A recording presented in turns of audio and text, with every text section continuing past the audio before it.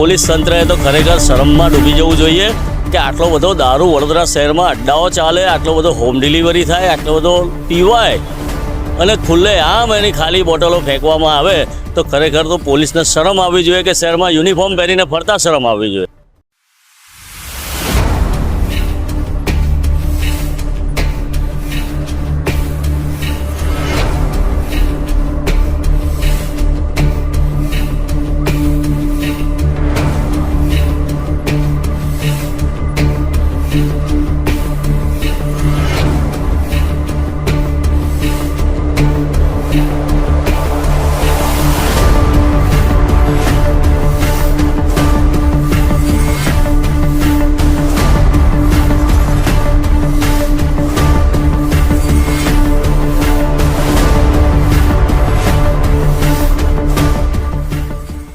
ગુજરાતમાં દારૂબંધી કેમ ટકાવી રાખી છે એનો જીવતો જાગતો દાખલો છે.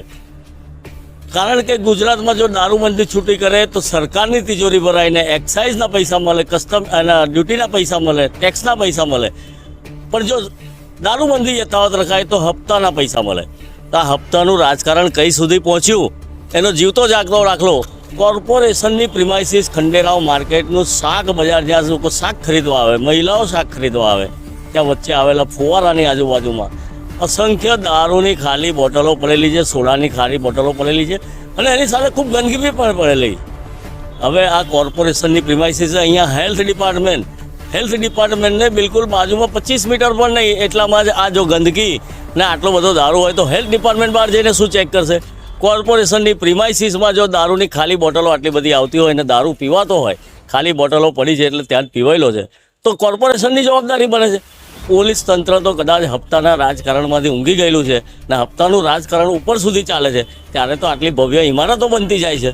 તો આ દારૂબંધી એ પોલીસ માટે પણ શરમજનક છે, વડોદરાના લોકો માટે પણ શરમજનક છે અને અહીં આગળ જે દારૂ ખુલ્લે આમ પડેલો છે એ તમામ તંત્ર, કોર્પોરેશનના મેયર માટે કે પોલીસ કમિશનર માટે, આ બંને માટે ખૂબ શરમજનક છે. દારૂને પકડવામાં આવે તો મને તો એમ લાગે છે કે દારૂ એટલે પકડવાનો કે એમના હપ્તા આવ્યા વગરનો પકડાઈ જાય. એના માટે હપ્તાવાળો બધો ફૂલ કન્ટેનરો વડોદરામાં હોમ ડિલિવરી થાય છે. દૂધ જેમ ઘેર આવે એમ હોમ ડિલિવરી થાય છે. શાક લેવા મહિલાઓ આવે છે તો મહિલાઓને અહીં આગળ દારૂની બોટલો ખાલી પડેલી જોવા મળે, આટલી બધી ગંદકી મળે, આટલા બધા મચ્છર મળે અને આ હેલ્થ ડિપાર્ટમેન્ટ બાજુમાં જ આવેલું છે.